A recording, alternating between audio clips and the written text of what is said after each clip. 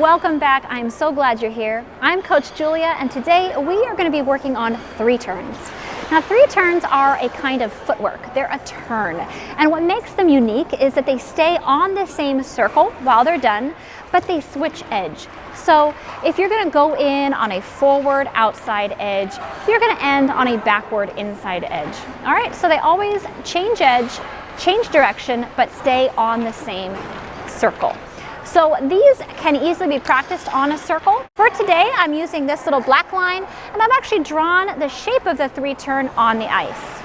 Now, to practice this, we're actually going to start with just a little 2-foot turn. On a 3 turn, you always, well, I should say on a forward 3 turn, you always want your body to face in towards whatever circle you're creating. So that means I'm going to put my right hand in front and my left hand in back, as if I'm looking at a small circle right here. For now, since we're practicing that 2-foot turn, I'm going to push, put my feet together, I'm going to twist, go over my toes, and my hands keep facing that circle. Let me break that down for you a little more slowly. So as you do the turn, when you get to the apex of the turn, your upper body is going to go from your left hand in back and your right hand in front to switching. So now you're facing your left side, and your right hand it's still leading, you're just looking away from it. Okay, so switch. Okay, push, and those shoulders rotate between your hands. Okay, so think about your hands staying the same and your body rotating between your hands like this. Okay, like a little dance. Do, do, do. Okay, so keep those hands strong and practicing rotating your body between your hands.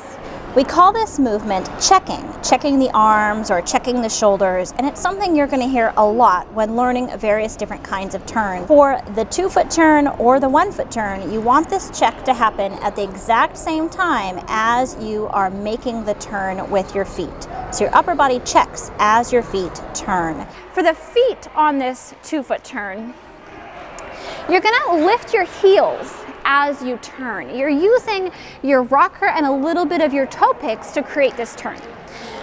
So we push, you bend, you lift up those heels, go onto your toe picks, rotate, and then go back down. So we push, bend, lift up your heels, go onto your toe picks, rotate, and go back down. It's very important to really use the rocker of your blade and utilize that toe pick so you don't accidentally do a dreaded U-turn. So that 2-foot turn exercise is crucial to mastering before you try a 1-foot 3 turn. So let me do it really smoothly all together. We get that upper body facing the circle. You're going to push off the right leg, put your feet together, bend, up over the toes, rotate the torso, and go back to your starting position. So now we're going to push off the left foot, push, bend those knees, lift up over the toes, rotate the torso, and back to our starting position. Once you have mastered that 2-foot turn, we can move on to the 1-foot 3 turn. So it's going to be the exact same mechanics with the upper body. That's why we work on it so hard with the 2-foot turn. So we're going to use those same mechanics. Our upper body is going to face that circle. We're going to do our 3 turn, and our body is going to rotate and still face that circle. All right, so we can just do the upper body exactly the same way we did the last one. So let's focus on the feet, the lower half. So as I said earlier with the left forward outside 3 turn, we're going to put our left foot on the ice, going forward on our outside edge. Doesn't need to be a really steep outside edge, just a little bit so you get that curve, okay? So I'm going to give myself a little push off of my right foot. When I get to the zenith of my turn, the point where I want to do my 3 turn, I'm going to lift that heel up, rock over my toe, and then immediately flatten back out so that I can go backwards. So I push, rock over, lift the toe, and then flatten back out. And now I'm on my left back inside edge. Let's try that again. I push, lift up the toe, flatten the foot back out, sinking onto that left back inside edge.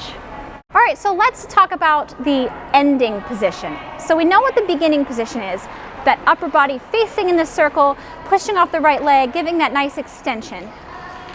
Once we've turned, Your body is still facing the circle. You have a nice pressure down onto the inside edge of your foot, traveling backwards. But your extended leg, your free leg, you want to extend out at a slight diagonal. You don't want it straight behind. That's too hard to control. You certainly don't want it to the side. Just think about opening your foot, turning your foot open to the side, and extending it out at a slight diagonal, like this. So we go 3-turn, open that foot out to a diagonal. And that's your ending position.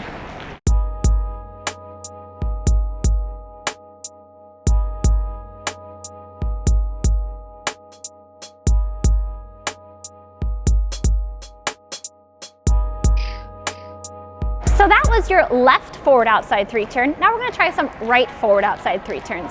It's really exactly the same thing, just on the other foot.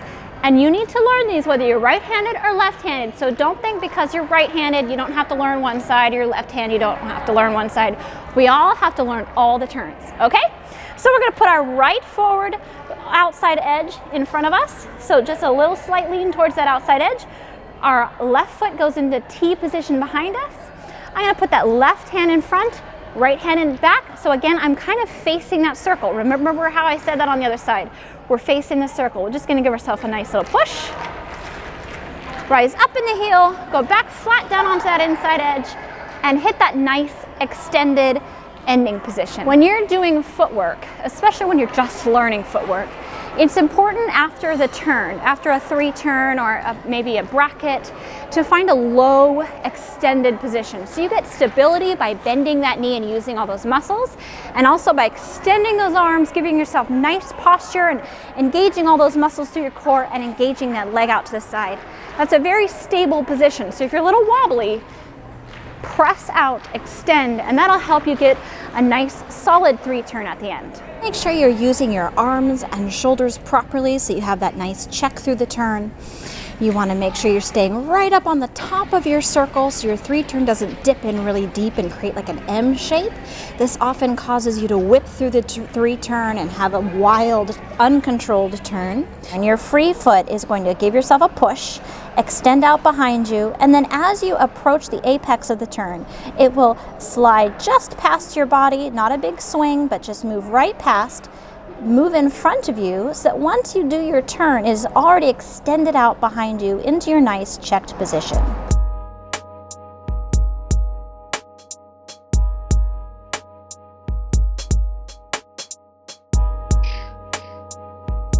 All right, skaters, we have learned 2 of those 4 forward 3-turns today. Our outside 3-turns, the right forward outside 3-turn and the left forward outside 3-turn. Now make sure you check back in 2 weeks because we're going to be learning the inside 3-turns, and you're going to want all 4 of those forward 3-turns.